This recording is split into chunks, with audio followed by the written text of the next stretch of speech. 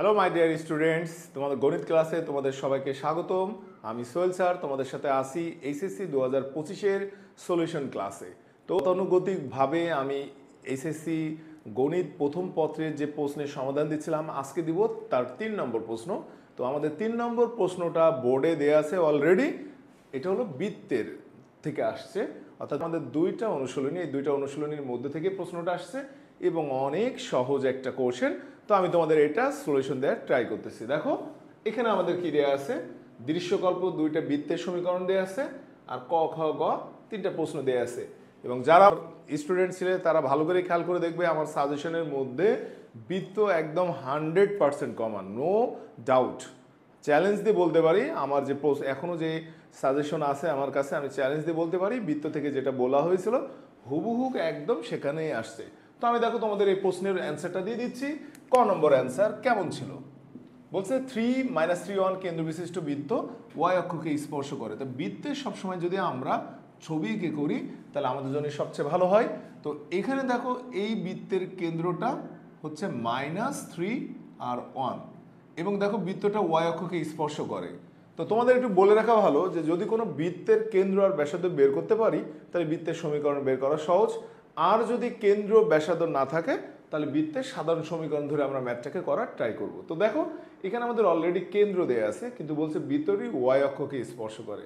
তা ওয়াই অক্ষকে স্পর্শ করলে এতটুকুর মান হলো তার ব্যাসার্ধ, অর্থাৎ এতটুকু দেখো ভুজের মান। তো দেখো আমাদের এখানে আমরা বলি অ্যান্সারটা কেমন হবে, এত কেন্দ্র বিশিষ্ট বৃত্ত ওয়াই অক্ষকে স্পর্শ করে। তো ওয়াই অক্ষকে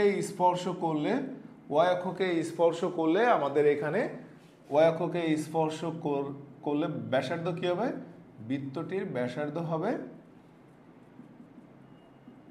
-3 অর্থাৎ 3।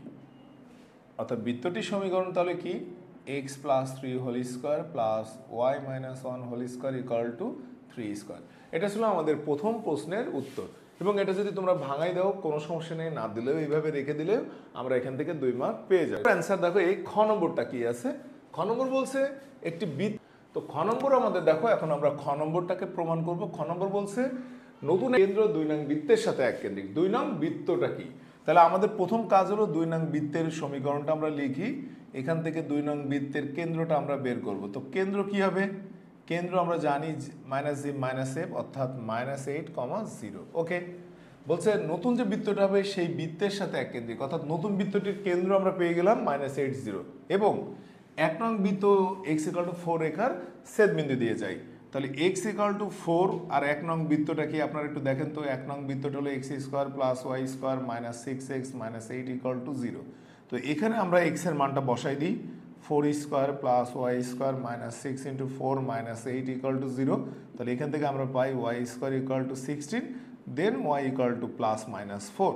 তো আমাদের এখানে যে নতুন যে বৃত্তটা আমরা করব, দেখো নতুন বৃত্তটা বলতেছে কোন একটা বৃত্ত এবং একটা রেখা ছেদবিন্দু দিয়ে যায়। আর নতুন যে বৃত্তটা হবে সেই বৃত্তটার কেন্দ্র হলো 2 নং বৃত্তের কেন্দ্রের সাথে এককেন্দ্রিক। তো অলরেডি আমরা 2 নং বৃত্তের কেন্দ্র পেয়ে গেছি। এখন আমরা নতুন 1 নং বৃত্ত আর x = 4 এই রেখার ছেদবিন্দুটা বের করতে পারলে এদের দূরত্বটাই হবে আমাদের আজকের ব্যাসার্ধ এই সমীকরণের। তো আমাদের এখানে কাজ কি, দেখো অলরেডি আমি ছেদবিন্দু পেয়ে গেছি 4 আর +-4। তাহলে নিম্নে বৃত্তটির ব্যাসার্ধ কি হবে, আমি শর্ট করে লিখছি। দেখো ব্যাসার্ধ হলো -8 - 4 হোল স্কোয়ার প্লাস 0 + -4 তার হোল স্কোয়ার। তো এখানে আমাদের এটা টোটালটা আসে 160। তো দেখো আমরা কেন্দ্র পেয়ে গেলাম, ব্যাসার্ধ পেয়ে গেছি। দেন আমাদের বৃত্তের সমীকরণ হলো x +8 whole square y - 0 whole square = √160 তার হোল স্কোয়ার। এখান থেকে আমরা সরাসরি যদি ইকুয়েশনটাকে এক্সপান্ড করি, বিস্তার করি, তাহলে আমরা 2 নম্বর অ্যান্সারটা দিতে পারবো। তো এটা ছিল আমাদের 2 নম্বর প্রশ্নের উত্তর। আমরা 3-এ যাব। দেখো গতে কি দিয়ে আছে, বৃত্ত দুটির সাধারণ জ্যাকে ব্যাস ধরে অঙ্কিত বৃত্তের সমীকরণ।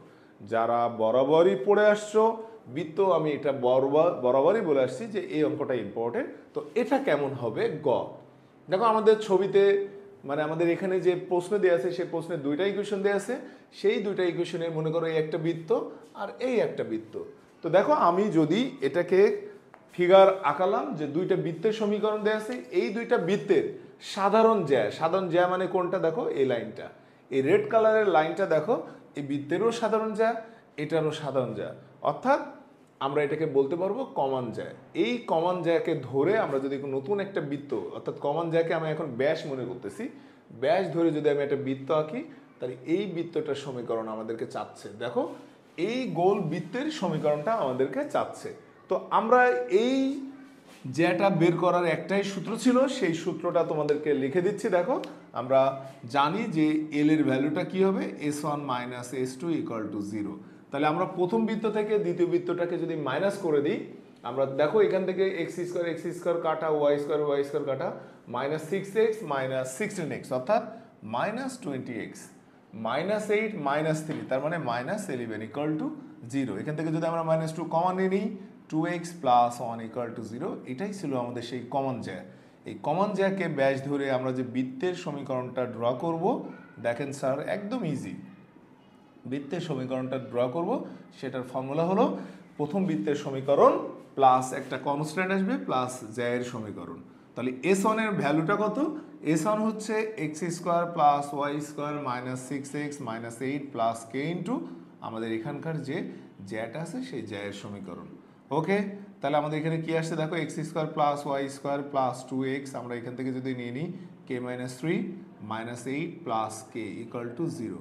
তো দেখো তো নতুন যে বৃত্ত, অর্থাৎ আমি যে বৃত্তটা আঁকলাম, এই বৃত্তটার কেন্দ্রটা কিন্তু দেখো জ্যায়ের উপর অবস্থিত, জ্যায়ের উপর।